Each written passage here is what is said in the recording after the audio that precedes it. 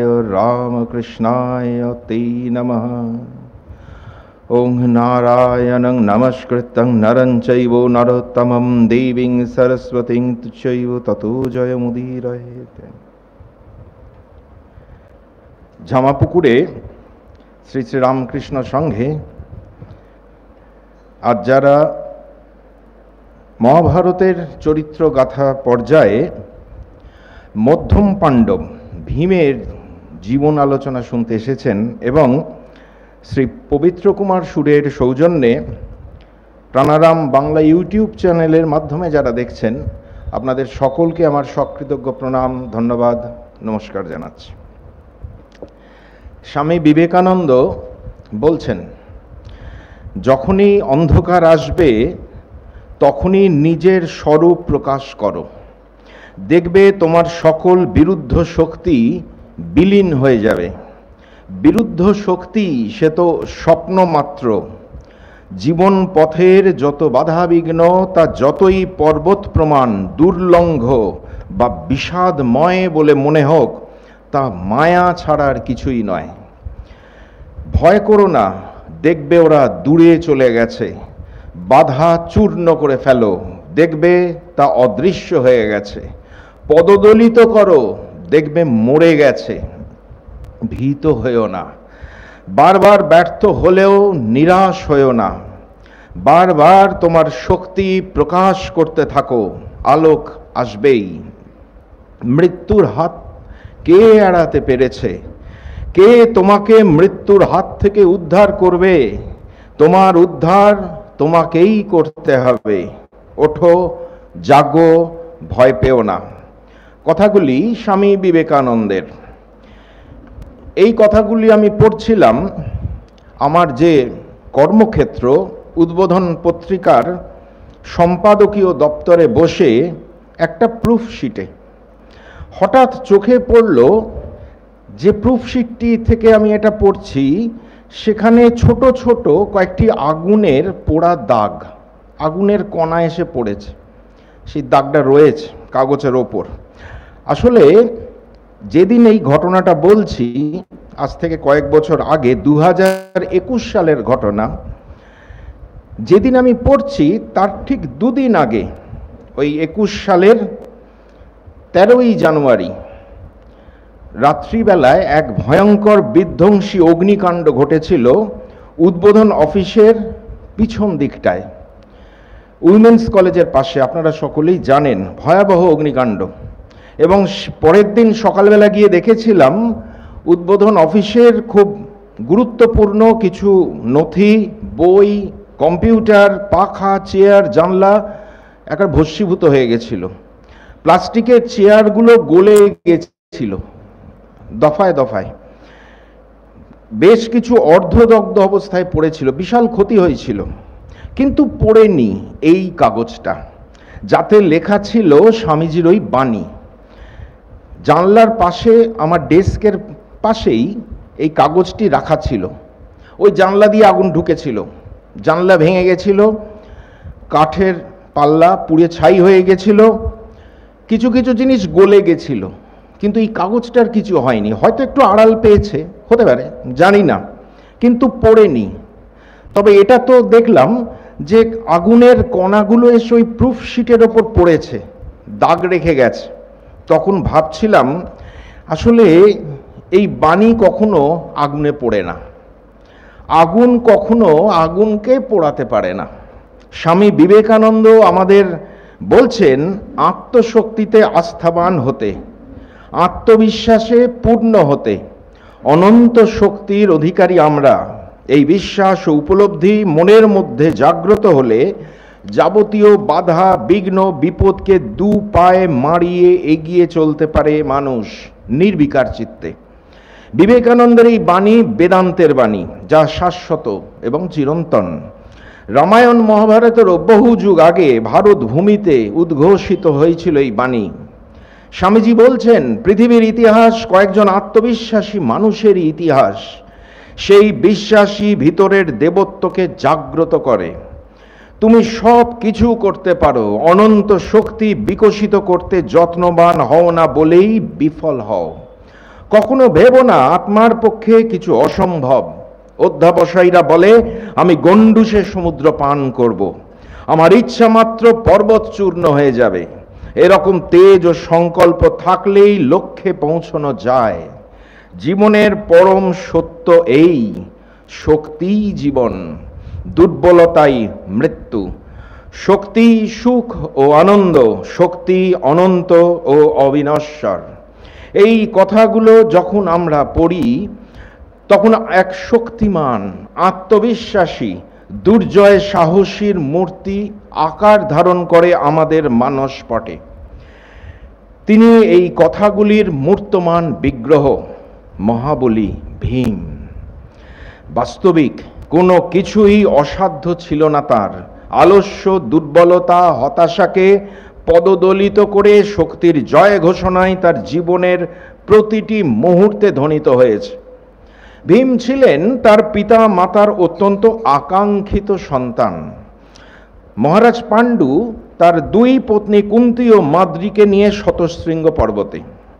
তার সন্তানের জন্মদানের ক্ষমতা না থাকায় তিনি কুন্তীকে বলেন তৎকালীন প্রচলিত প্রথার, নিয়োগ প্রথার সাহায্যে সন্তানের জন্মদান করতে। উগ্রতপা ঋষি দুর্বাসা বহুকাল আগেই হয়তো বুঝতে পেরেছিলেন কুন্তীর জীবনে আসবে এক চরম বিপন্নতার মুহূর্ত, এবং সেই বিপন্নতার পথ ধরে ধরিত্রীতে আগমন ঘটবে দেবপুত্রদের, যারা ভগবান শ্রীকৃষ্ণকে সহায়তা করবেন ধর্ম সংস্থাপন কার্যে। সেটি বুঝেই মহর্ষি দুর্বাসা কুন্তীকে দিয়ে রেখেছিলেন একটি অমূল্য মন্ত্র। পাণ্ডুর ইচ্ছাক্রমে সেই মন্ত্র বলে প্রথম জন্মগ্রহণ করেন ধর্মরাজ যুধিষ্ঠির। জ্যেষ্ঠ পুত্র রাজা হবে, এই ভাবনাতেই পাণ্ডু ধর্মকে আবাহন করতে বলেছিলেন। রাজসিংহাসনে ধর্ম অধিষ্ঠিত হলে ধর্মরাজ্য স্থাপিত হতে পারে, কিন্তু তাকে রক্ষা করার জন্য চাই প্রবল শক্তিধর পুরুষ। দ্বিতীয় পুত্রের জন্য তাই পবনদেবকে প্রার্থনা করলেন পাণ্ডু, এবং সেই মতো কুন্তী। দেবলোকে শক্তির বিচারে ইন্দ্রের পরের স্থানেই আছেন পবনদেব, কখনো কখনো আবার তিনি ইন্দ্রের সমতুল্য। তার শক্তির দাপটে একদিন ইন্দ্রের আসনও টলে গেছিল। চৈত্র মাসের শুক্লা ত্রয়োদশীর মধ্যাহ্নে যখন সূর্যদেব প্রখর তেজে জ্বলছেন মাথার ওপর, তখন সিংহ রাশিতে জন্ম হল ভীমের। তারপরেই দৈববাণী হলো এই পুত্রটি সমস্ত বলবানের মধ্যে শ্রেষ্ঠ হবে। এর প্রমাণও পাওয়া গেল। একদিন ভীমকে কোলে নিয়ে বসেছিলেন কুন্তী। আচমকা বাঘের গর্জনে চমকে উঠে দাঁড়াতে গিয়ে তার কোল থেকে ভীম পড়ে গেল একটি পাথরখণ্ডে। দেখা গেল ভীমের কিছুই হয়নি, উল্টে পাথরখণ্ডটাই ভেঙে গেছে। সত্যি এমন হয় নাকি, নাকি এটা রূপক মাত্র? আধুনিককালে আমাদের যুক্তি এটা কিন্তু মানতে চায় না। স্বাভাবিক, আমার ব্যক্তিগতভাবেও এটাকে রূপক বলেই মনে হয়। মহাকাব্যে তো রূপক থাকবেই, সেটাই মহাকাব্যের গুণ। এরকম আরও অনেক রূপক আছে, সময় সময় আপনাদের কাছে বিবৃত করব। তা মনে হয় এই রূপকের মাধ্যমে মহাকবি একটা চমক সৃষ্টি করতে চেয়েছিলেন, কেননা ভীমের জীবনের পরতে পরতে রয়েছে এমন অনেক চমকপ্রদ ঘটনা।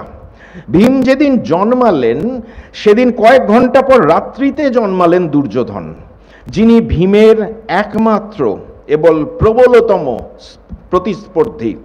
ভীমের জন্ম সংবাদ দিয়েই দুর্যোধনের জন্মকথা বিবৃত করলেন মহাকবি ব্যাস। বুঝিয়ে দিলেন ভীমের জীবন পথ কতটা কণ্টকাকীর্ণ, চ্যালেঞ্জকে সঙ্গে নিয়েই তিনি জন্মেছেন। শতশৃঙ্গ পর্বতের মুনিগণ সেবিত পবিত্র আশ্রমিক পরিবেশে বড় হতে থাকলেন পঞ্চপাণ্ডব। পরিবেশের গুণে এবং সংস্কারবশত পাণ্ডবরা হয়ে উঠলেন সরল পবিত্র ধর্মপ্রাণ। ভীমের বয়স যখন 15 বছর, তখন তার পিতৃবিয়োগ হল। মুনি ঋষিদের পরামর্শে মা, দাদা এবং 3 ভাইয়ের সঙ্গে ভীম এলেন হস্তিনাপুরে, তার পৈতৃক ভিটায়। ইতিপূর্বে তিনি নিশ্চয়ই পিতামাতার মুখে শুনে থাকবেন মহারাজ ভরত, প্রতীপের বিখ্যাত কুরুবংশের কথা। এবার তার চোখে ধরা দিল সমৃদ্ধ নগরী হস্তিনাপুর এবং রাজবংশের মানুষজন। সেদিন প্রাতঃকালে তাদের আগমন সংবাদ পেয়ে দ্রুত ছড়িয়ে পড়েছিল সারা রাজ্যে, এবং রাজবাড়ি সহ সারা নগর যেন সেখানে ভেঙে পড়েছিল। তাদের দেখতে ঢল নেমেছিল রাজপথে। তাদের গ্রহণ করতে নগরের দ্বার প্রান্তে উপস্থিত হয়েছিলেন পিতামহ ভীষ্ম, জ্যাঠামশাই ধৃতরাষ্ট্র, জেঠিমা গান্ধারী, পিতৃব্য বিদুর, কুলগুরু কৃপাচার্য প্রমুখ। তাদের দেখতে চলে এসেছিলেন কিশোর দুর্যোধন একেবারে রাজকীয় সজ্জায়। 13 দিনের মাথায় মিটে গেল পাণ্ডু ও মাদ্রির শ্রাদ্ধকর্ম। রাজবাড়িতে নিজের ঘরে আশ্রয় পেলেন কুন্তী ও তার 5 পুত্র। ধীরে ধীরে বালক ভীম পরিচিত হলেন পরিবারের সদস্যদের সঙ্গে। চেহারায় অন্যদের চেয়ে একটু ভারী, বেশ হৃষ্টপুষ্ট, আবার বালক সুলভ সরলতার কারণে সকলের প্রিয় হয়ে উঠতে তার দেরি হলো না। স্বাস্থ্যবান চেহারার কারণেই আহার্যের প্রতি তার একটু আকর্ষণ ছিল ওই ছোট থেকে। ধৃতরাষ্ট্রের 100 পুত্রের সঙ্গে পাণ্ডুর 5 পুত্র বেশ মিলে মিশে খেলাধুলো করতেন। খেলা বলতে ওই দৌড়নো, সাঁতার কাটা, টিপের খেলা, লুকোচুরি, কোনো একটা লক্ষ্যবস্তু দৌড়ে গিয়ে আহরণ করা, এসব খেলায় পাণ্ডব ভীম সকলকে টেক্কা দিতেন।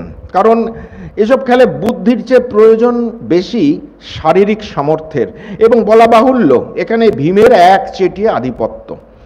পবনদেবের পুত্র বলে কথা, দৌড়ন ঝড়ের বেগে, তার লাফানো ঝাঁপানোতে পৃথিবী কম্পমান।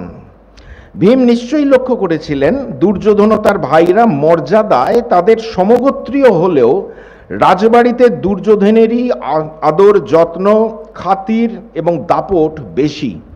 ঘুরে বেড়ায় গায়ে হিরে জহরত চড়িয়ে।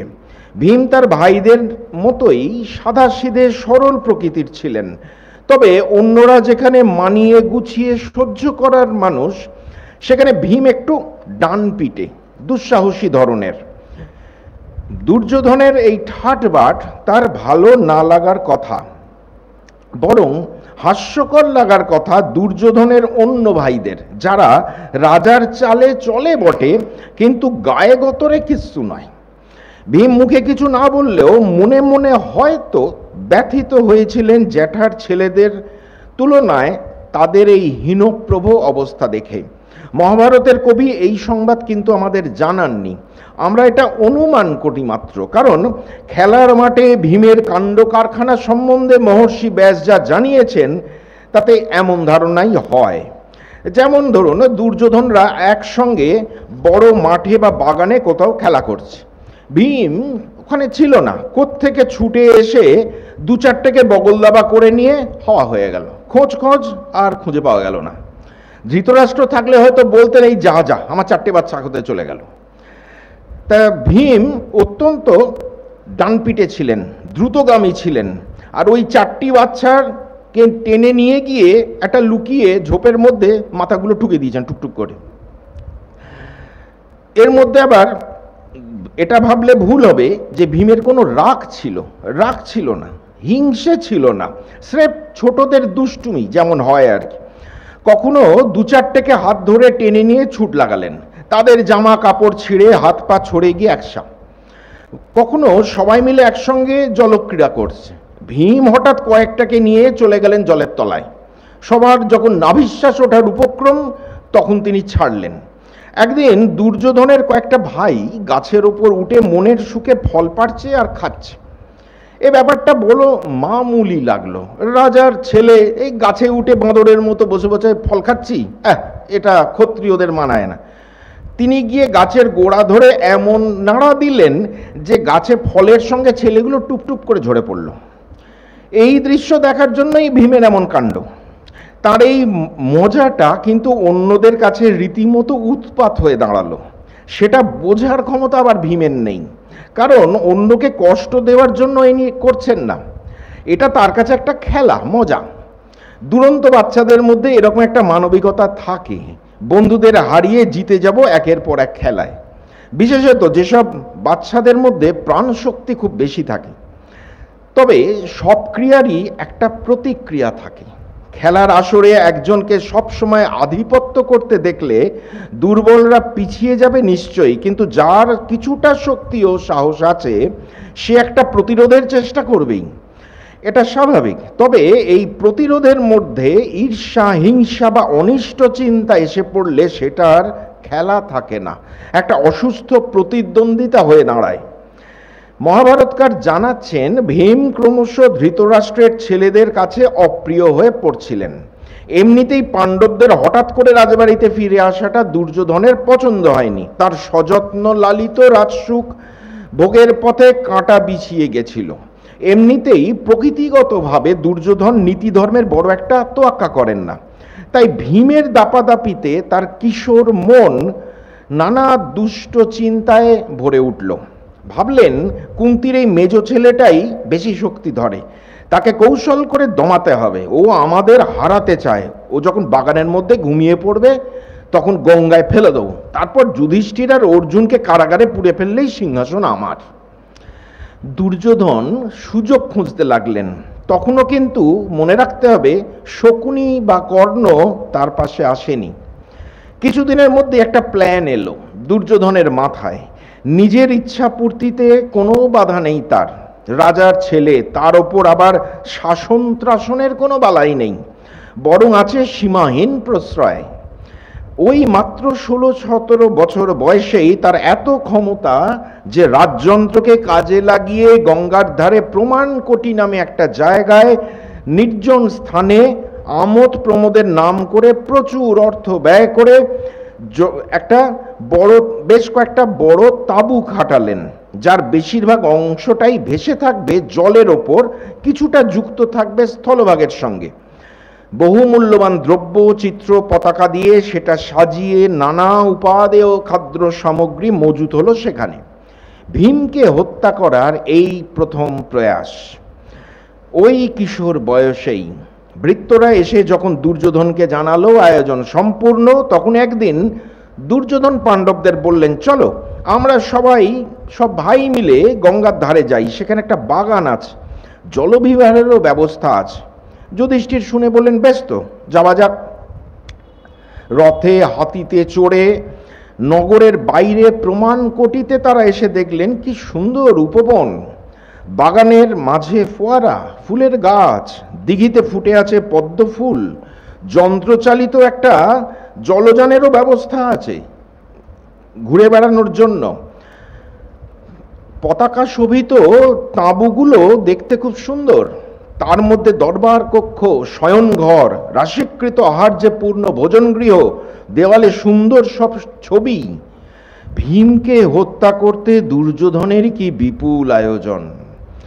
রাজপুত্ররা রাজার মেজাজে ঢুকলেন তাঁবুগুলিতে। সকলে মিলে এক অন্তরঙ্গ পরিবেশে খাওয়া দাওয়া, আনন্দ, ক্রীড়া কৌতুকে মেতে উঠলেন। কিন্তু দুর্যোধনের মাথায় ঘুরছে বদ মতলব, মুখে খুব মিষ্টি মিষ্টি কথা। একদিন সুযোগ বুঝে ভয়ঙ্কর কালকুট বিষ খাবারে মিশিয়ে খাইয়ে দিলেন ভীমকে, কিন্তু তখন কিছু হলো না। বেশ কিছুক্ষণ পর ক্লান্ত ভীম বাগানের এক পাশে শুয়ে পড়লেন। শুরু হয়ে গেছে বিষক্রিয়া। পাণ্ডবরা সকলে সবার সঙ্গে মিলে ঘরে ফিরে খেয়াল করলেন তখনও ভীম আসেনি। দুর্যোধন তাকে লতা দিয়ে বেঁধে ততক্ষণে ফেলে দিয়েছে গঙ্গায়। পাণ্ডব ভাইরা ভাবলেন ভীম হয়তো আগেই ফিরে গেছেন হস্তিনাপুরে, কিন্তু সেখানে এসেও তাকে দেখতে না পেয়ে মহা দুশ্চিন্তায় পড়ে গেলেন। ভেবে আকুল হলেন কুন্তী। পাণ্ডবরা আবার প্রমাণ কুটিতে ফিরে গিয়ে অনেক খোঁজাখুঁজি করেও ভীমকে পেলেন না। ভীম তখন অচৈতন্য অবস্থায় গঙ্গায় তলিয়ে যাচ্ছেন, আর দেহের ভারে বেশ কিছু নাগ শিশুকে দলিত মথিত করতে করতে অবশেষে নাগলোকে এসে পৌঁছলেন। বলছেন মহাভারতের কবি, নাগেদের বিষাক্ত ছোবলে বিষে বিষে বিষক্ষয় হয়ে তার সংজ্ঞা ফিরল। দেখা হলো নাগদের অধিপতি বাসুকীর সঙ্গে। গল্প হিসেবে এগুলো পড়তে বেশ ভালো লাগে, তবে বিশ্বাস করা আবারও একটি কঠিন হয়ে পড়ে। মহাকাব্যগুলোতে হয়তো এই রূপক আছে বলেই সেগুলো এত মধুর হয়। এখানে মনে হয় রূপকের আশ্রয় নেওয়া হয়েছে। বিশিষ্ট মহাভারত গবেষক শ্রী নৃসিংহ প্রসাদ ভাদুড়ী এ প্রসঙ্গে বেশ যুক্তিগ্রাহ্য একটি ব্যাখ্যা দিয়েছেন। তিনি লিখছেন, ইতিহাসের প্রমাণ দিয়ে বলা যায় যে মহাভারতের কালে নাগ একটি প্রধান উপজাতি ছিল। আধুনিক কালের হাজার উপাধির মধ্যে নাগ উপাধি এখনো যথেষ্ট আছে। হয়তো এই নাগেরা সাপের টোটেম ব্যবহার করত। সেকালের আর্য গোষ্ঠীর সঙ্গে নাগদের অনেক মারামারি লাটালাটি হয়েছে। নাগরা শেষ পর্যন্ত পিছু হটতে বাধ্য হয়েছে। কতক জায়গায় আপোষ মীমাংসাও হয়েছে, শেষে ভালোবাসাও হয়েছে। কৃষ্ণ এবং কালীয় নাগের দৃষ্টান্ত বা অর্জুন এবং নাগকন্যা উলুপির দৃষ্টান্ত এখানে স্মরণ করা যেতে পারে। আমাদের ধারণা ভীম জলের তলায় সম্পূর্ণ ডুবে যাননি। দুর্যোধন তাকে জলে ফেলে দিয়েছিলেন ঠিকই, কিন্তু যে কোনোভাবেই হোক নাগ জাতির মানুষরা তাকে উদ্ধার করতে সমর্থ হয়েছিল। উদ্ধারের পর উপজাতীয় মানুষের ঘরোয়া প্রাচীন চিকিৎসা, ছ্যাঁকা দাগা জড়িবুটির সাহায্যে ভীমের শারীরিক বিষ নষ্ট হওয়ার সঙ্গে সঙ্গেই ভীম চেতনা লাভ করেছেন এবং তাদের মারতে আরম্ভ করেছেন। নাগেরা সঙ্গে সঙ্গে তাদের মুখিয়া বা প্রধান বাসুকির কাছে, নাগদের মধ্যে যে যখনই প্রধান হতো সেই বাসুকি উপাধি পেত। অতএব সেই বাসুকির কাছে রিপোর্ট করলো। বাসুকি দলবল নিয়ে গিয়ে দেখলেন ভীম। যেহেতু বাসুকি তাকে চিনতে পেরেছেন, তাতে ধারণা হয় ভীমের কৌলিক গোষ্ঠীর সঙ্গে এই নাগ গোষ্ঠীর পূর্ব পরিচয় ছিল এবং তাদের জনপদও খুব একটা দূরে ছিল না। বাসুকি তো ভীমের সঙ্গে রীতিমতো এক আত্মীয়তার সূত্রও আবিষ্কার করে ফেললেন। বাসুকি ভীমকে দেখে এত আনন্দ পেলেন যে তাকে মণিরত্ন উপহার দিতে চাইলেন। বাসুকি রাজা বলে কথা, আর্য গোষ্ঠীর সঙ্গে তার যোগাযোগও আছে, তাই আর্য প্রথা অনুসরণ করেই তিনি অতিথি আপ্যায়ন করতে চাইলেন। কিন্তু তার অনুচর, যে কিনা ভীমের সংবাদ এনে দিয়েছিল, সে বলল, মহারাজ আপনি যদি খুশি হয়েই থাকেন তবে বলি, ওকে ধনুরত্ন দিয়ে কি হবে, ও বরং রস পান করুক, এতে ওর গায়ে 10,000 হাতির শক্তি আসবে। বাসুকি সম্মতি দিলেন। প্রসঙ্গত উল্লেখ্য, উপজাতি গোষ্ঠীর মধ্যে অতিথি আপ্যায়নের সবচেয়ে বড় অঙ্গ হল রস পান করা, যা এখনো ভারতবর্ষের কোনো কোনো স্থানে ভালোভাবে প্রচলিত আছে। এই রস রাখা ছিল অনেকগুলো বড় জালায়, যেগুলো সংস্কৃতে কুণ্ড বলা হয়েছে। অনুচরটি ভীমকে বলল, যত ইচ্ছে খাও। আর ক্লান্ত ভীম দেখলেন তার কাছে ধনুরত্নের চেয়ে অনেক বেশি আকর্ষণীয় এই রসপান। একেবারে পুজো করার মতো বসে পূব দিকে মুখ করে ভক্তি বিনম্র চিত্তে তিনি জ্বালা ধরে রসপান করা শুরু করলেন। নিমেষের মধ্যে শেষ করে ফেললেন 8খানি জ্বালা। কি জ্বালা! তারপর তৃপ্তির ঢেকুর তুলে নিশ্চিন্ত চিত্তে এক মোলায়েম বিছানায় গা এলিয়ে দিলেন। এই তার প্রথম রস বা মদ্যপান। বড় ভালো লাগলো তার। এমনিতে ভীম আর্যচিত রুচিশীলতার খুব একটা ধার ধারেন না। এই উপজাতীয় রস কুরুবংশের আর কেউ পছন্দ করতেন বলে জানা নেই, কিন্তু ভীমের ভালো লেগেছে। বিষে কাহিল ক্লান্ত দেহে এই রসপান তার চোখে ডেকে আনলো গভীর ঘুম। সে ঘুমের এমনই গভীরতা যে টানা 7 দিন একটানা ঘুমিয়ে কাটিয়ে দিলেন। তার খেয়ালই রইল না তার জন্য তার মা ভাইরা চিন্তা করছে। আসলে বয়সটাও অল্প, এত চিন্তা করার সময় বা অবকাশ নেই তার। 7 দিন পর আড়মোড়া ভেঙে ভীম যখন উঠলেন, তখন শরীরটা একেবারে ঝরঝরে, জোরটাও অনেকখানি ফিরে এসেছে। নাগেরা স্নেহের ভীমকে এতদিন অকাতরে ঘুমোতে দেখে কিছু বলেনি। ঘুম ভাঙতেই ভীমকে বলল, দেখো তোমার জন্য তোমার মা ভাইরা নিশ্চয়ই খুব চিন্তায় আছে। অনেক দিন তো হয়ে গেল, তুমি বরং স্নান সেরে খাওয়া দাওয়া করে রওনা দাও। আর শোনো, এই যে তুমি রসপান করেছো, এতে তোমার গায়ে 10,000 হাতির শক্তি হবে, কেউ তোমার সঙ্গে লড়ে পেরে উঠবে না। এ তো ভীমের মনের মতো কথা। শরীরের শক্তির দিকেই তার বেশি মনোযোগ। রস পান করার সুফল যদি এই হয়, তবে সে রস তো ভালোই। এরপর থেকেই যে ভীম এই রসপানের ব্যাপারে খুব আগ্রহী উঠলেন তা নয়, কেননা বয়সটা এখন কম, বড়রা কি বলবে, ভবিষ্যতের জন্য এই ভাবনাটা তোলা রইল। কিন্তু এই মুহূর্তে তার মন বেশ প্রফুল্ল, অনেক শক্তি অর্জন করা গেছে। নাগের কথা মতো ভীম স্নান সেরে নতুন বস্ত্র অলঙ্কার মাল্য ধারণ করলেন। বিষনাশক ও সুগন্ধি ঔষধের সঙ্গে উৎকৃষ্ট অন্ন ভোজনও হল। নাগেরা মঙ্গলাচরণ করলে ভীম মহানন্দে গদাই লস্করি চালে যাত্রা করলেন হস্তিনাপুরের উদ্দেশ্যে। নাগেরা তাকে খানিকটা এগিয়ে দিয়ে গেল একেবারে বনের প্রান্ত পর্যন্ত। দুর্যোধন তখন ভাইদের নিয়ে খোশ মেজাজে দিন কাটাচ্ছেন রাজপ্রাসাদে, প্রস্তুতি নিচ্ছেন পরবর্তী পদক্ষেপের। এমন সময় গলায় মালা ঝুলিয়ে হেলতে দুলতে রাজবাড়িতে ঢুকলেন ভীম। তাদের তো চক্ষু চড়ক গাছ। ভীম সোজা চলে এলেন তার মা আর ভাইদের কাছে। আনন্দে দুর্ভাবনার অবসানে চোখে জল এসে গেল মা কুন্তির। ভাইরা তাকে জড়িয়ে ধরে আনন্দে উদ্বেল হয়ে উঠল। তারপর ভীম সোচ্চারে বলে যেতে লাগলেন দুর্যোধনের কীর্তি। ক্রমশ তা এতই উচ্চগ্রামে উঠল যে যুধিষ্ঠির বাধ্য হয়েই বললেন, ভীম থামো, এইভাবে চেঁচিয়ে এসব কথা বলা উচিত নয়। আসলে কয়েকদিন আগেই বিদুর তাদের সাবধান করে বলে দিয়ে গেছেন এসব নিয়ে হইচই না করতে, তাতে দুর্যোধন ক্ষেপে গিয়ে আরো বড় কোনো অনিষ্ট করতে পারে। যে রাজকীয় সুখ সুবিধা, নিরাপত্তা ও ক্ষমতা ভোগ করছে দুর্যোধন, তার কণামাত্রও জটেনি পাণ্ডবদের কপালে, বরং দুর্যোধনের দৌরাত্মে খানিকটা সংকুচিত হয়ে থাকতে হচ্ছে তাদের। কুন্তির কথা থেকেও সেটা আমরা জানতে পারি। এটা বোঝেন স্থির বুদ্ধি যুধিষ্ঠির, কিন্তু ভীম এতটা জানেনও না বোঝেনও না। তার বলার মধ্যে এমন আভাস নিশ্চয়ই ছিল যে প্রয়োজনে পাঁচ কান করতে তিনি দ্বিধাবোধ করবেন না। সেটা বুঝেই তাকে থামিয়েছেন যুধিষ্ঠির এবং ভীমও তা মেনে নিয়েছেন। এই ঘটনায় দুটি বিষয় স্পষ্ট। দুর্দমনীয় ভীমের নিয়ন্ত্রণ ভার যুধিষ্ঠিরের হাতে এবং দুর্যোধনের পাণ্ডব বিদ্বেষের প্রথম বলি ভীম। এই শুরু। ভীমকে জীবনের বেশিরভাগ সময়টাই মা ভাইদের আগলে রাখতে বুক পেতে দিতে হবে দুর্যোধনের মারণ নিশানার সামনে। হস্তিনাপুরে আসার কিছুকালের মধ্যেই এমন তিক্ত অভিজ্ঞতা কখনো ভোলা সম্ভব নয়। ভীমও ভুলতে পারলেন না। ধৃতরাষ্ট্রের ব্যবস্থাপনায় পাণ্ডবরা কৌরবদের সাথে ভর্তি হলেন কৃপাচার্যের আশ্রমে, বিদ্যার্জন ও ধনুর্বিদ্যা শেখার জন্য। কিছুকাল পর আরো উন্নত অস্ত্র শিক্ষার জন্য তারা এলেন দ্রোণাচার্যের আশ্রমে। সব ধরনের অস্ত্র প্রয়োগের কৌশল আচার্য দ্রোণের জানা থাকলেও ধনুর্বিদ্যাই তার প্রথম পছন্দের। বলা হয় যারা শারীরিক দিক থেকে অত্যন্ত বলশালী বা শরীর চর্চায় অধিক আগ্রহী, তাদের বুদ্ধির সূক্ষ্মতা তেমন থাকে না। সে কারণে অর্জুন, কর্ণ, অশ্বত্থামা ধনুর্বিদ্যাতে সফল হলেও ভীম বা দুর্যোধন কেউই তাদের মতো এই বিদ্যাতে দক্ষ হতে পারলেন না। তবে শিখে রাখলেন সবকিছু।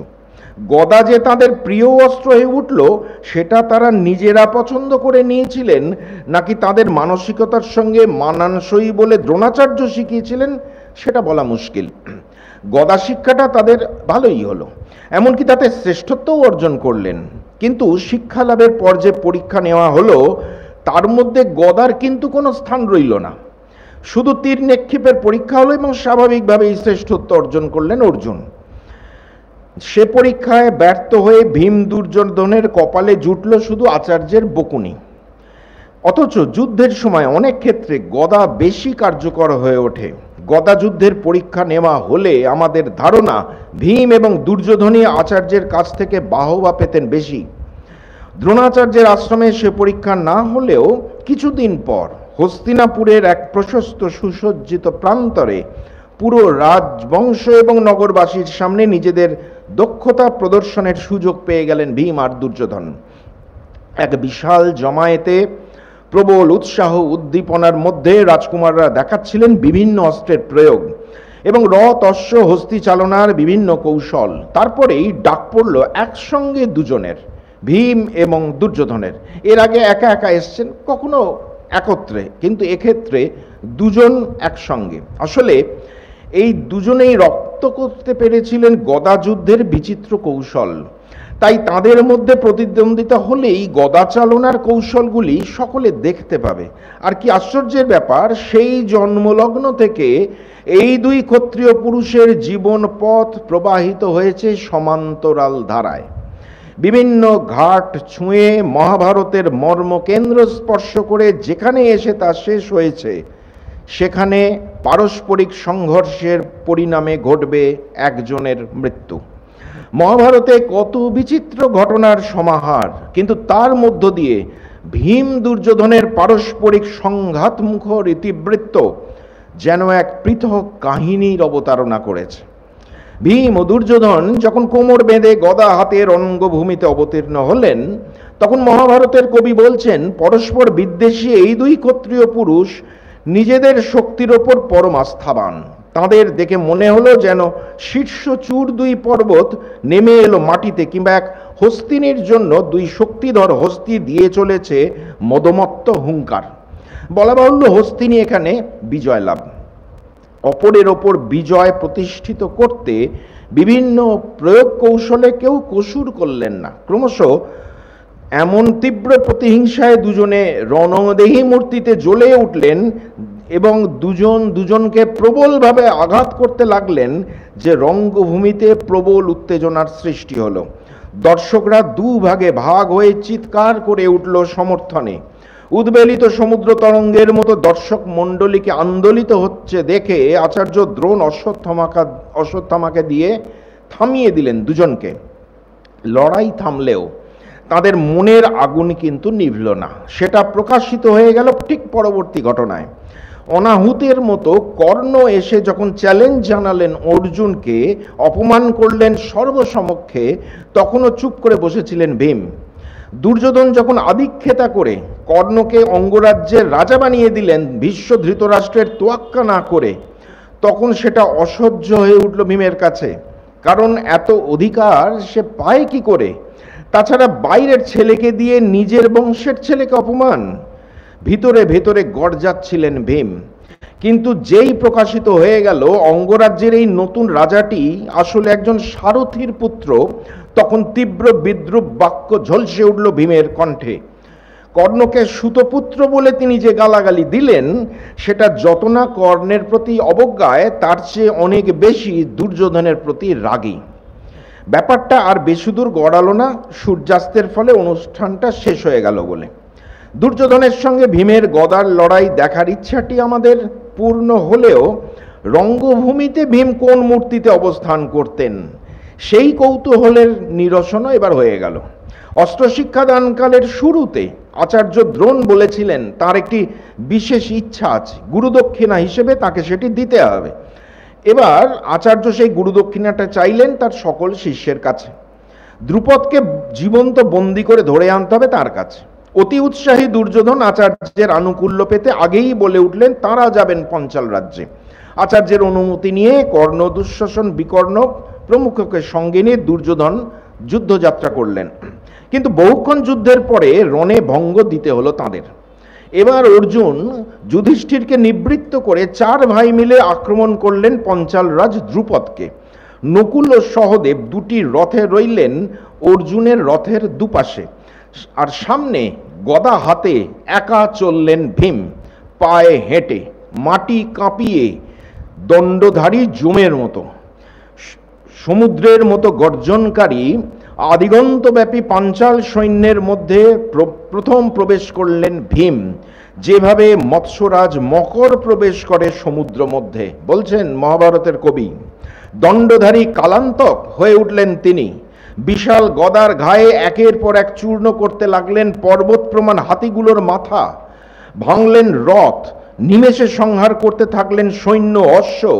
মুহূর্তের মধ্যে রক্তগঙ্গা বইতে লাগলো সারা প্রান্তর জুড়ে। রীতিমতো বিভীষিকার সৃষ্টি হয়ে গেল। রথারূঢ় অর্জুন যেখানে মুহুর্মুহু বাণবর্ষণে শেষ করে দিচ্ছেন পাঞ্চাল সৈন্য, সেখানে গুরুভার গদাটিকে অক্লেশে এলো পাথাড়ি চালিয়ে গরু তাড়ানোর মতো করে সৈন্য নিধন করে চলেছেন ভীম। বলছেন মহাভারতের কবি, যুদ্ধকালে সামনে কোনো বাধা যে সহ্য করতে পারেন না ভীম। শত্রুপক্ষ সমূলে বিনষ্ট না হওয়া পর্যন্ত চলতেই থাকে তার তীব্র গদাপ্রহার। অর্জুন না থামালে হয়তো তিনি একাই শেষ করে দিতেন পাঞ্চাল সৈন্য। দ্রুপদকে বন্দি করে আনতে আচার্যের যে নির্দেশ, সেটা মাথায় থাকলেও রণনমত্ততায় ভীম তাণ্ডবলীলা চালিয়ে যাচ্ছিলেন সারা রণক্ষেত্র জুড়ে। অর্জুন যুদ্ধ করতে করতে দ্রুপদকে বন্দি করে ফেললেন, তবুও থামছেন না ভীম। বাধ্য হয়ে অর্জুন বললেন, দাদা এবার থামুন, মহারাজ দ্রুপদ বন্দী হয়েছেন, অনর্থকার সৈন্য ধ্বংস করবেন না। বড় বিরক্তি লাগলো ভীমের। বেশ একটা রাজকীয় উদ্যমে নিজের অতুল শক্তির প্রদর্শন করে যুদ্ধ তৃষ্ণা মেটাচ্ছেন, মাঝখান থেকে অর্জুন দ্রুপদকে বন্দী করে ফেলল। আর একটু পরে করলে হতো না? অনিচ্ছা সত্ত্বেও গদা প্রহার থামাতে হলো। ক্ষুধার্ত মানুষকে আধপেটা খাইয়ে তুলে দিলে যেমন হয়, সেই অবস্থা হলো ভীমের। অতৃপ্তিটা রয়ে গেল, সেটা অবশ্য মিটল কিছুকাল পর। ভীম এবার মনোনিবেশ করলেন তার গদা শিক্ষাকে আরেকটু উন্নত করে তুলতে। উপস্থিত হলেন সর্বশ্রেষ্ঠ গদা যোদ্ধা বলরামের কাছে। কিছুদিন ধরে গদা যুদ্ধ শিক্ষার পাশাপাশি শিখে নিলেন অশ্বী যুদ্ধ এবং রথযুদ্ধ। আসলে আচার্য দ্রোণ গদা শিক্ষা দিলেও ধনুর্বিদ্যার মতো তা অত উন্নত স্তরের ছিল না। মহাভারতের কবি বলছেন, মহাপরাক্রমী ভীমকে তখন যেন পুরাকালের মহাবলী দুমত সেনের মতো লাগছে। লক্ষণীয় বিষয় হলো, শক্তির এত বিপুল আধার হলেও ভীম ভাইদের সঙ্গে একমত হয়ে মিলে মিশে চলতেন। আসলে পাণ্ডবদের এক অসাধারণ বৈশিষ্ট্যই ছিল, প্রত্যেকে এক এক বিষয় শ্রেষ্ঠ হলেও কেউ কখনো অহংকার অভিমানে মত্ত হতেন না। নিজেদের মধ্যে দু একবার মতদ্বৈধতা সৃষ্টি হলেও পারস্পরিক বিশ্বাস ও ভালোবাসায় তার কোনো প্রভাবই পড়ত না, বরং প্রত্যেকে নিজের চেয়েও বেশি ভালোবাসত ভাইদের। এরপরে দেখছি ভীম অর্জুনের সাথে পূর্ব ভারতের প্রায় সমস্ত রাজ্য জয় করে হস্তিনাপুরের সীমানা বৃদ্ধি করে রাজকোষ পূর্ণ করে তুললেন। তাদের ও নকুল সহদেবের শৌর্য বীর্যে হস্তিনাপুরবাসী তখন মোহিত। সেই সঙ্গে যুধিষ্ঠিরের দেবপম চরিত্রের গুণে তিনি জনপ্রিয় হয়ে উঠলেন কিছুকালের মধ্যে। চতুর্দিকে তাঁদের নামে ধন্যধ্বনি উত্থিত হলো। কুরুবংশের ইতিহাসে এ এক নবজাগরণের মতো। যুধিষ্ঠিরকে যুবরাজ পদে বসানো হলো শুধু জ্যেষ্ঠতার কারণে নয়, যোগ্যতার কারণেও। হস্তিনাপুরবাসী সবিস্ময়ে লক্ষ্য করল, ভাবী প্রশাসক হিসেবে যাদের তারা পেয়েছে দেখছে, সেই পাণ্ডবরা যেমন রাজ্যের সমৃদ্ধি ঘটাচ্ছেন, তেমনি প্রজাগণকে দিচ্ছেন নিশ্চিন্ত নিরাপত্তা, পিতৃসুলভ স্নেহ আর অভিভাবকত্ব। এক্ষেত্রে বিশেষ সাধুবাদ দিতে হয় মহারাজ পাণ্ডুকে, কেননা সন্তানের জন্মদানের ক্ষেত্রে তিনি যে দূরদর্শিতার পরিচয় দিয়েছিলেন তা বাস্তবিক প্রশংসার যোগ্য। ধৃতরাষ্ট্র চেয়েছিলেন রাজসিংহাসনটা তার পুত্রের জন্য বরাদ্দ থাকবে, কিংবা গান্ধারী চেয়েছিলেন তিনি শতপুত্রের জননী হবেন, যারা কিনা তার স্বামীর অনুরূপ হবে। রাজ্যের প্রজা সাধনের কথা বা সিংহাসনে বসার মতো যোগ্যতা সম্পন্ন পুত্রের কথা তাদের ভাবনাতে আসেনি। অপরপক্ষে পাণ্ডুর দূরদর্শিতা এবং কুন্তির পবিত্রতা ও তপস্যা ভারতবর্ষকে উপহার দিয়েছিল তিন অসাধারণ পুরুষকে। যুধিষ্ঠির জন্মের পূর্বে পাণ্ডু চেয়েছিলেন ধার্মিক শ্রেষ্ঠ পুত্র, কেননা জ্যেষ্ঠ পুত্র হিসেবে বসবে রাজসিংহাসনে। রাজা ধর্মনিষ্ঠ না হলে যথার্থ রূপে প্রজা পালন করতে পারবে না। অর্থাৎ জ্যেষ্ঠতা নয়, শুধু যোগ্যতাও থাকা চাই।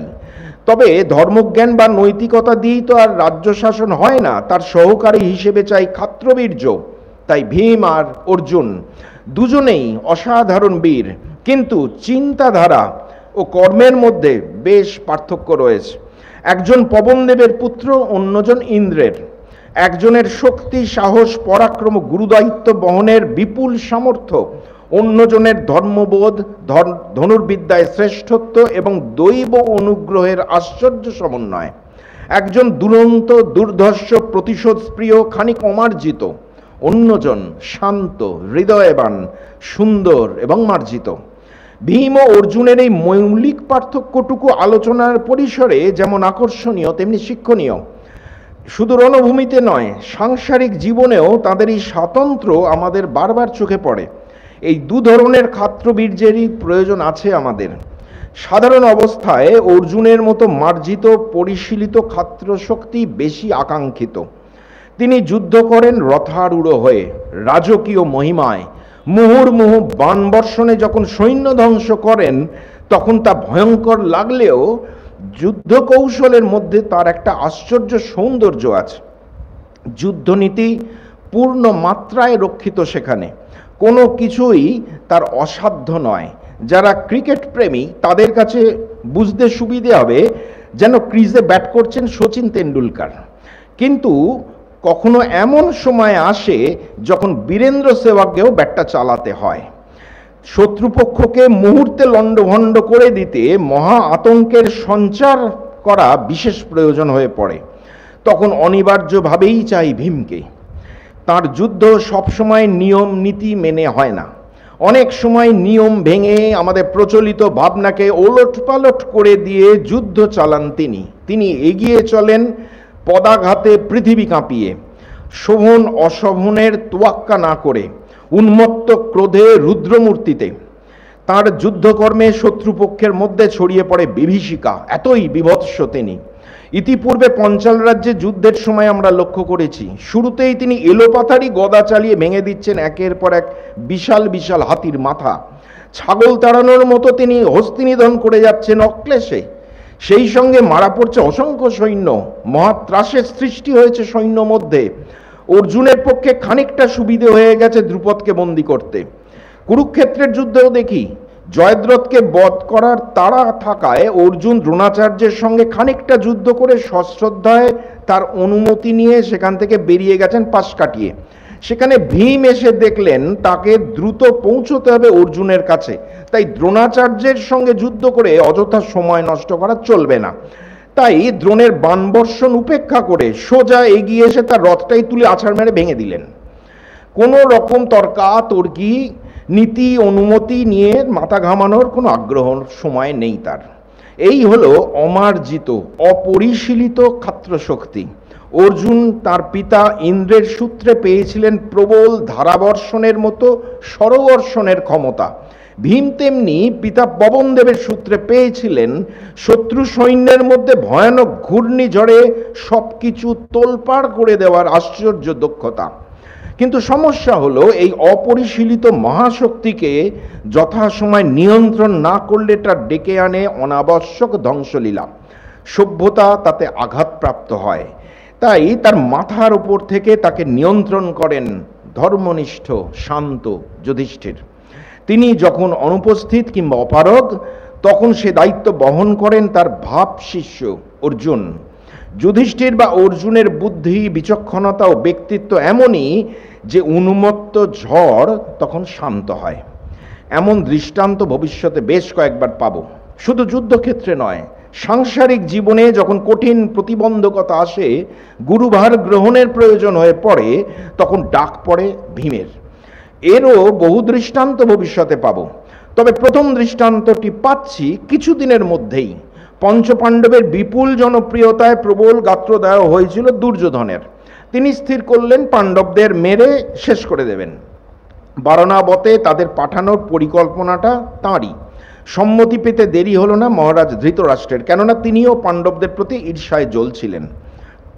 যুধিষ্ঠির এটা অনুমান করেছিলেন, কিন্তু জ্যেষ্ঠ পিতৃব্যের ইচ্ছা বলে আর অরাজি হতে পারলেন না। তাকে সাংকেতিক ভাষায় আগাম বিপদের কথা জানিয়ে রেখেছিলেন বিদুর। বারণাবতের যতুগৃহে পৌঁছে যুধিষ্ঠির দেখলেন তাঁদের আশঙ্কা সত্যি। তিনি ভাইদের জানালেন দুর্যোধনের অসুদুদ্দেশ্য সম্পর্কে। ভীম শুনে বললেন, আগেই আমরা আগুন লাগিয়ে চলে যাই না, তাহলে তো কোনো বিপদ ঘটবে না। ভীম এদিক থেকে সরল বটে, তিনি বোঝেন না রাজনীতির কূটকৌশল। ভবিষ্যতে যাকে রাজসিংহাসনে বসতে হবে তিনি কিন্তু বোঝেন। সেই যুধিষ্ঠির ভীমকে যুক্তি দিয়ে বুঝিয়ে দিলেন এখনই এসব চলবে না, বরং সতর্ক হয়ে থাকতে হবে, সময় মতো ওটা করা যাবে। বিদুরের নির্দেশ মতো নির্দিষ্ট দিনে সকলে বেরিয়ে এলেন যতুগৃহ থেকে সুড়ঙ্গ পথ ধরে। যতুগৃহে আগুন ধরিয়ে সবশেষে বের হলেন ভীম। তারপর দীর্ঘ পথ, বেশ খানিকটা নৌকাযোগে, তারপর রাতের অন্ধকারে গভীর অরণ্যের মধ্য দিয়ে দুর্গম পথ ধরে। মায়ের যাতে কষ্ট না হয় তাই ভীম সারাটা পথ মাকে বহন করেছিলেন কাঁধে চড়িয়ে। ছোট দুই ভাই নকুল ও সহদেবকে প্রায় কোলে নিয়ে যুধিষ্ঠির এবং অর্জুন হাঁটছিলেন তাকেই ভর করে। ভীম হাঁটতেন দৃঢ় পদক্ষেপে এবং দ্রুত। পথের কাঁকড়, পাথর বা কাঁটা গাছের আঘাতে কোনো সমস্যা হতো না তার। আক্ষরিক অর্থেই তিনি সিংহস্কন্ধ, বিশাল বুকের ছাতি, অতি দীর্ঘকায় এবং শরীরে মত্ত হাতির শক্তি। এসব বিপন্নতার মুহূর্তে ভীম একমাত্র পরিত্রাতা। যুধিষ্ঠিরের ধর্মজ্ঞান বা সাধু চরিত্র, অর্জুনের অস্ত্রবিদ্যা কিংবা নকুল সহদেবের উৎসাহ উদ্যম কোনোটাই এক্ষেত্রে কার্যকর নয়। প্রয়োজন শুধু অমানসিক শক্তি আর সাহসের, যার একমাত্র আধার হলেন ভীম, মহাভারতে এক এবং অদ্বিতীয়। অন্ধকার পথে বহুক্ষণ ধরে একটানা চলার পর একটা বসার মতো জায়গা পেয়ে ভীম থামলেন। কুন্তির তখন প্রচণ্ড জলতৃষ্ণা, ভাইরা ক্লান্ত অবসন্ন। মার ভাইদের জন্য জল আনতে ছুটলেন ভীম। কাছাকাছি কোথাও কোনো জলাশয় না পেয়ে প্রায় মাইল 5 যাওয়ার পর একটা বড় জলাশয়ে দেখা গেল। ভীম প্রথমে একটু স্নান করে তরতাজা হয়ে নিলেন, তারপর নিজে জল পান করে কতগুলো পদ্ম পাতার ঠোঙার মতো মুড়ে জল ভরে নিলেন মা এবং ভাইদের জন্য।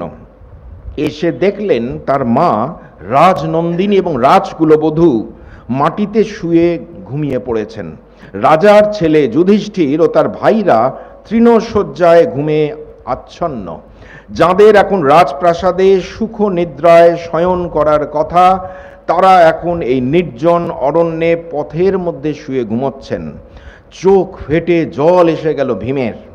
দাঁড়িয়ে দাঁড়িয়ে নিজের মনেই বলতে লাগলেন, কি দুর্ভাগার কপাল আমার, আজ এই দৃশ্য আমাকে দেখতে হচ্ছে, যিনি কিনা বসুদেবের ভগ্নী, রাজার কন্যা, মহাত্মা পাণ্ডুর স্ত্রী, আমাদের এই পরম পূজনীয় মা কোথায় রাজভবনে কোমল শয্যায় শুয়ে থাকবেন, সেখানে কিনা এভাবে পথের মধ্যে শুয়ে আছেন। দাদা সর্বদা ধর্মপরায়ণ, ত্রিভুবনেরও রাজা হওয়ার যোগ্য, তিনিও শুয়ে আছেন মাটিতে। শৌর্য বীর্যে অদ্বিতীয় অর্জুন, রূপে গুণে দেবতুল্য নকুলার সহদেব সাধারণ লোকের মতো রাস্তায় পড়ে ঘুমোচ্ছে। বুক ফেটে যাচ্ছে আমার, কি করে সহ্য করি এই দৃশ্য। রাগ চড়তে লাগলো ভীমের। নিঃশ্বাস দীর্ঘতর হলো। হাতে হাত ঘষতে ঘষতে বলে উঠলেন ভীম, দুষ্ট জ্ঞাতি থাকার চেয়ে মরে যাওয়াই ভালো। বেটা শট, লোভী, স্বার্থপর ধৃতরাষ্ট্র, কতগুলো বদমাস ছেলের বাপ আমাদের পুড়িয়ে মারতে চেয়েছিল, কপাল জোরে বেঁচেছি। আর মূর্খ পাপী দুর্যোধন, তোর কপালটা খুব ভালো দেখছি, তাই দাদা আমাকে অনুমতি দেয়নি তোকে থেতলে মেরে দিতে, না হলে আজই তোকে কর্ণ দুঃশাসনের সঙ্গে জমের বাড়ি পাঠাতাম। ভীম স্থির করলেন সারা রাত তিনি মা ভাইদের পাহারা দেবেন, কারণ এই গভীর অরণ্য আদৌ নিরাপদ নয়। একটা অদ্ভুত ব্যাপার হলো, দুর্যোধন যতবার পাণ্ডবদের ক্ষতি করতে চেয়েছেন, বিপদে ফেলেছেন, প্রতিবারই তারা অধিকতর শক্তি লাভ করে ফিরে এসেছেন। দুর্যোধনের অন্তর্ঘাত তাদের কাছে অভ্যুদয়ের কারণ হয়ে দাঁড়িয়েছে। ভীমকে বিষ খাইয়ে মারার চেষ্টা হলো, তিনি 10,000 হাতির শক্তি নিয়ে ফিরে এলেন। এবার যে যতুগৃহে পুড়িয়ে মারতে চাইলেন, তাতে ভিড়িম্বার সূত্রে ভীম পেয়ে যাবেন মহাবলশালী পুত্র ঘটোৎকচ এবং দ্রৌপদীকে বিবাহের ফলে বিপুল শক্তিধর পাঞ্চালরাজ দ্রুপদকে। যে অরণ্যে পথমধ্যে শুয়ে ঘুমিয়ে পড়েছিলেন কুন্তী ও তার ছেলেরা, সেটি শহর থেকে খুব দূরে নয়। ওই অরণ্যে বহু হিংস্র প্রাণী ছাড়াও থাকতো মহাভারতকারের ভাষায় রাক্ষস। বর্তমান যুগে রাক্ষসের অস্তিত্ব নিয়ে আমরা কিন্তু যথেষ্ট সন্দিহান। ছেলে ভুলানো গল্প ছাড়ার কোথাও তাদের অস্তিত্ব নেই। তবে রামায়ণ, মহাভারত বা অন্যান্য পুরাণে যে রাক্ষসের কথা আছে, সেটা মনে হয় ওই রূপক অর্থেই। অরণ্যবাসী বর্বর মানুষকেই তাদের চেহারা এবং চরিত্র অনুযায়ী রাক্ষস আখ্যা দেওয়া হয়েছে বলে অনুমান করি। এরা ভারতবর্ষের আদিম অধিবাসী, অনার্য। তবে এদের মধ্যে উন্নত মানের মানুষ ছিল, যেমন রামায়ণে রাক্ষসরাজ রাবণ বা বিভীষণ। সুতরাং রাক্ষসরাও মানুষ। এই অরণ্যটি যার অধিকারে ছিল, সে ছিল হিড়িম্ব নামে এক রাক্ষস। বিকট কদাকার চেহারা, অতিশয় বলশালী, নরমাংসভোজী। বসেছিল একটা গাছের ওপর। সমাত্রিক পাণ্ডবদের দেখে তার জিভে জল এসে গেল। বোন হিড়িম্বাকে বলল, বহুদিন নরমাংস খাওয়া হয়নি, আজ একটা দারুণ সুযোগ এসেছে, যা যা ধরে নিয়ে আয়, কোনো চিন্তা নেই, ওরা আমাদের জায়গাতেই শুয়ে আছে। হিড়িম্বা গিয়ে দেখলো একজন রূপবতী বয়স্কা মহিলা এবং 4টি যুবক শুয়ে ঘুমোচ্ছে, আর একজন সুপুরুষ, ফর্সা, বিশাল দেহী, পদ্মপাপড়ির মতো টানা টানা চোখ, বসে সকলকে পাহারা দিচ্ছে। তাকে দেখে মোহিত হয়ে গেল হিড়িম্বা। ভাবলেন, এমন পুরুষ যদি তার স্বামী হতো।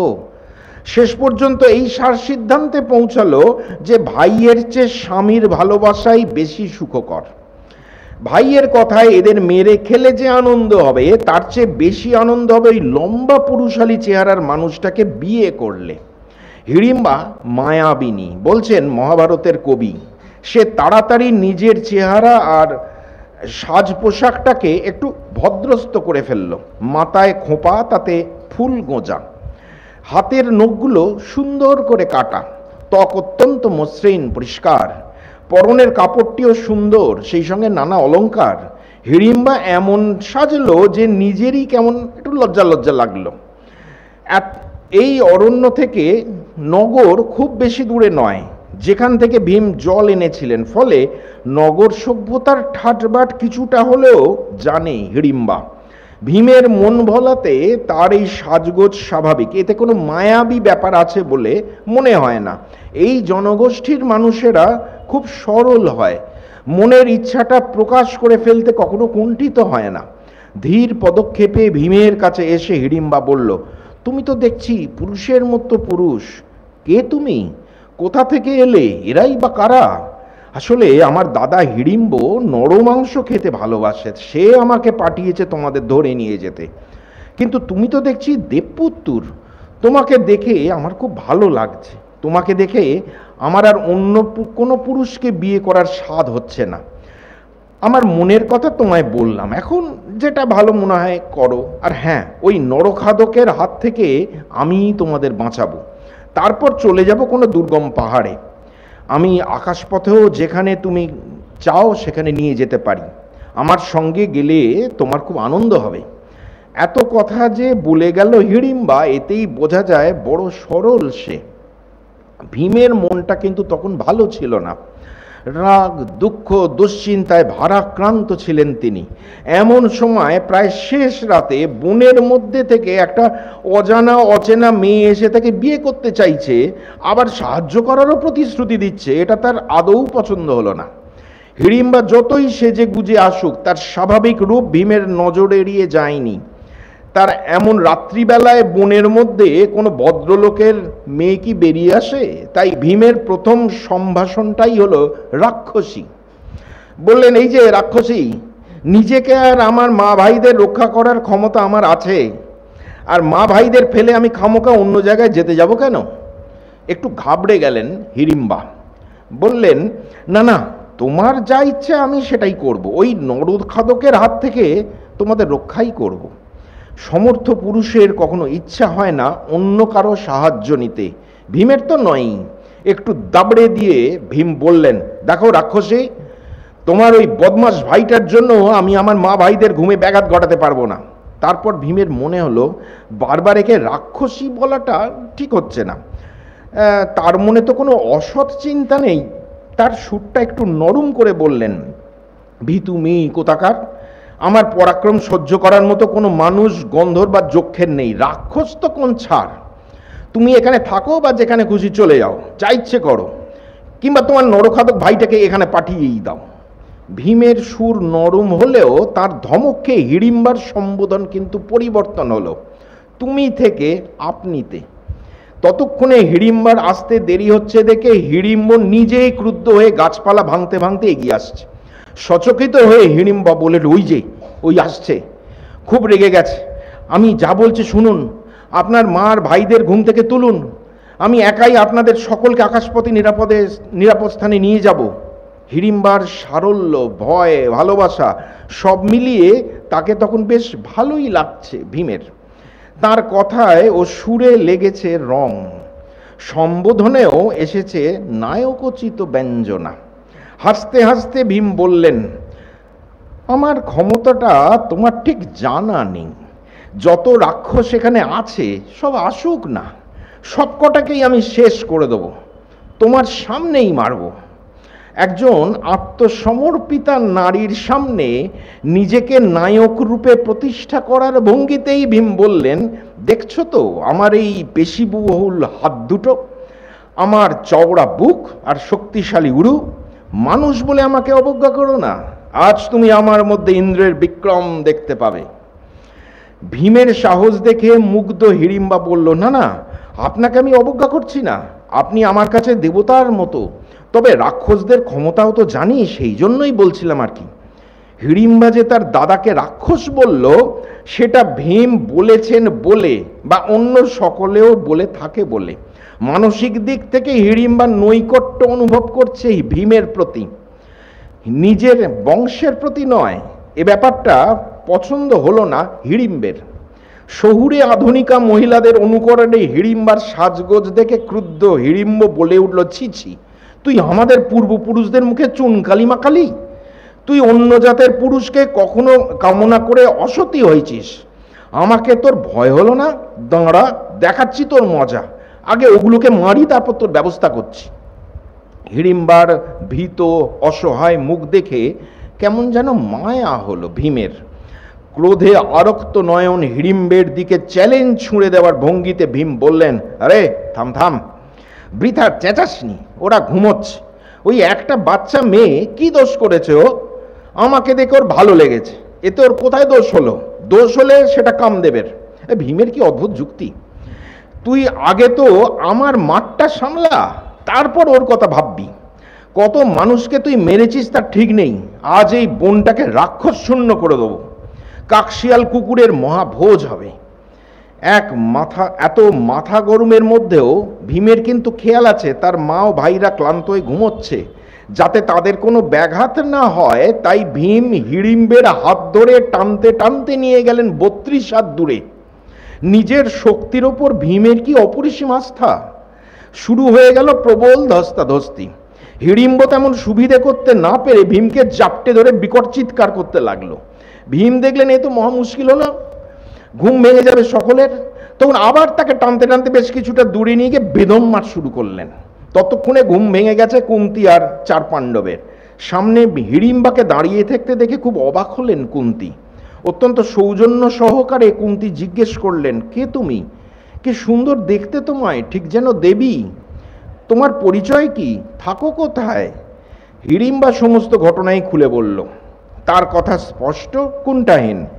ভীমের প্রতি তার ভালো লাগা এবং তাকে স্বামী হিসেবে মনে মনে বরণ করে নেওয়ার কথাও ব্যক্ত করতে একটু বাধল না তার। এতই সরল সে। শেষে বলল, আমার দাদা হিড়িম্ব আপনাদের সকলকে মারতে এসেছিল। আমার স্বামী মানে ওই আপনার ছেলে, মানে স্বামীটা বলেই মনে হয়েছে বলাটা ঠিক হলো কিনা, সঙ্গে সঙ্গে পরিবর্তন করে বলছেন মানে আপনার ছেলে। ওকে টানতে টানতে ওখানে নিয়ে গেছে। ওদের মধ্যে খুব মারামারি চলছে। 4 ভাই ছুটে এলেন ভীমের কাছে। দেখলেন যেন দুটো বিশালাকার সিংহ নিজেদের মধ্যে ভয়ানক সংঘর্ষে লিপ্ত।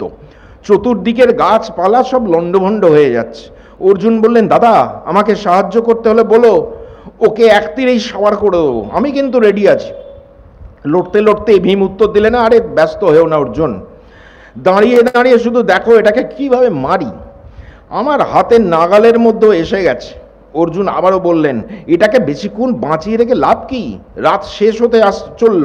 এই সময় এরা প্রচণ্ড শক্তিশালী হয়ে ওঠে, হাত দেরি করা ঠিক হবে না। ওটাকে নিয়ে খেলা না করে এবার মেরে দিন, আমাদের যেতে হবে।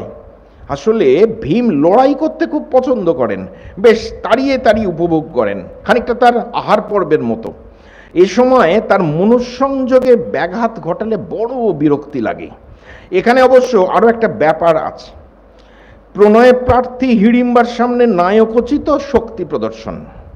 একটু আগেই তো ভীম সগর্বে নিজের শক্তির কথা বলেছিলেন। এবার তবে ইতিমধ্যে তিনি হিড়িম্বকে বাগে এনে ফেলেছেন।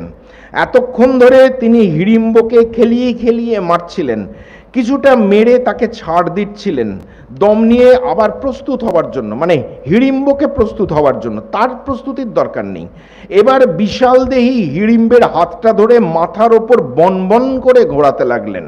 তারপর তার কোমর ভেঙে মাথাটা 2 পায়ের মাঝে ঢুকিয়ে তালগোল পাকিয়ে তবে শান্তি হলো ভীমের। এই হলো ভীমের যাকে বলে আইকনিক মার। এরকম মারের পরে আমরা দেখব।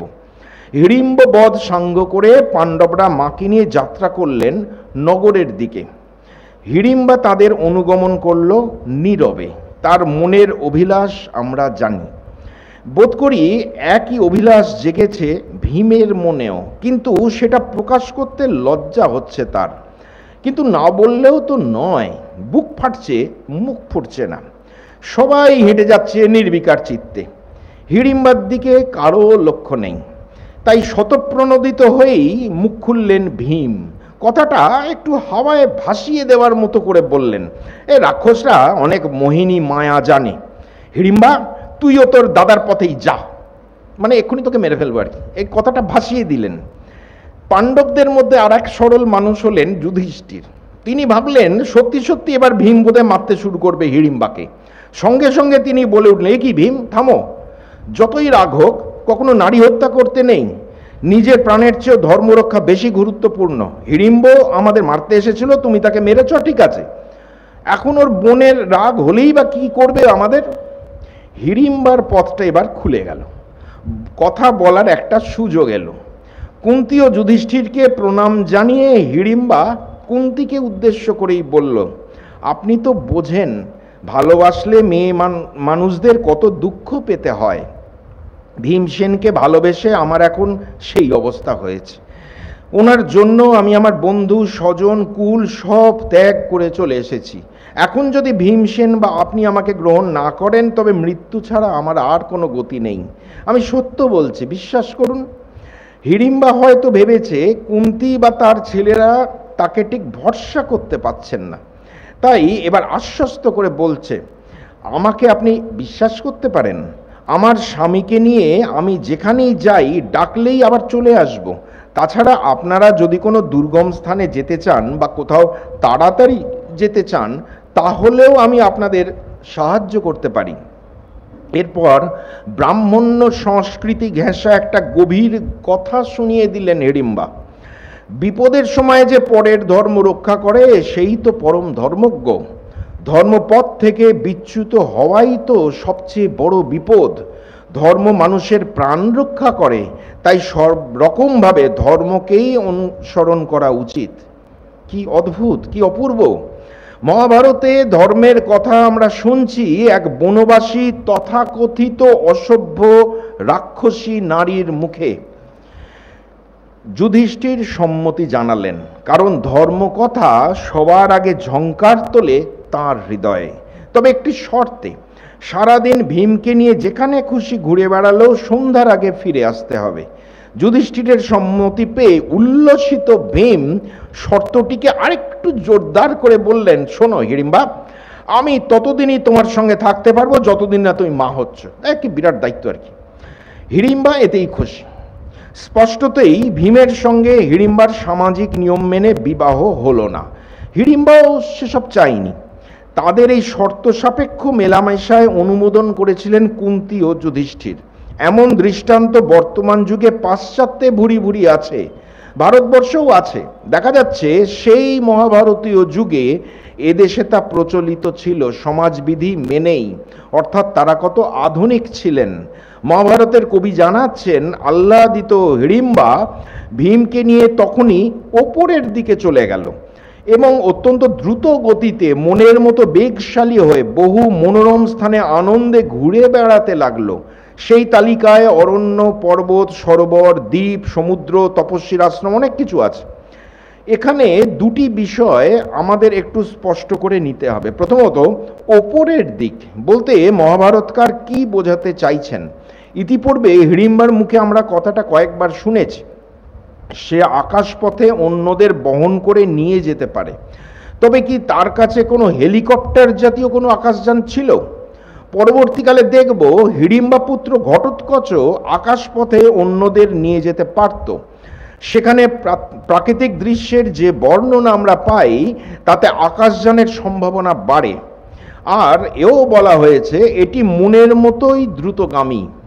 দ্বিতীয় যে বিষয়টি লক্ষণীয় সেটি হলো, শর্ত ছিল সন্ধ্যার আগে ভীমকে নিয়ে ফিরে আসবে হিড়িম্বা, কিন্তু সেই শর্ত পালিত হয়েছিল কিনা তার কোনো উল্লেখ নেই। তবে কি প্রতিদিনই ভীম ও হিড়িম্বা আকাশযানে চেপে ভারতের বিভিন্ন প্রান্তে ঘুরিয়ে বেরিয়ে ফিরে আসতেন? এর উত্তর পাওয়া মুশকিল। মহাভারতকার এই নিয়ে কিছু বলেননি। এই কালেই হিড়িম্বা এক পুত্রের জন্ম দিলেন, যার চেহারার মধ্যে তার মামা হিড়িম্বের সাদৃশ্য বেশি। মাথাটা যেন ঘটের মতো, তার ওপর খাড়া খাড়া কয়েক গাছি চুল, সংস্কৃতে বলে কচ, তাই তার নাম রাখা হলো ঘটোৎকচ।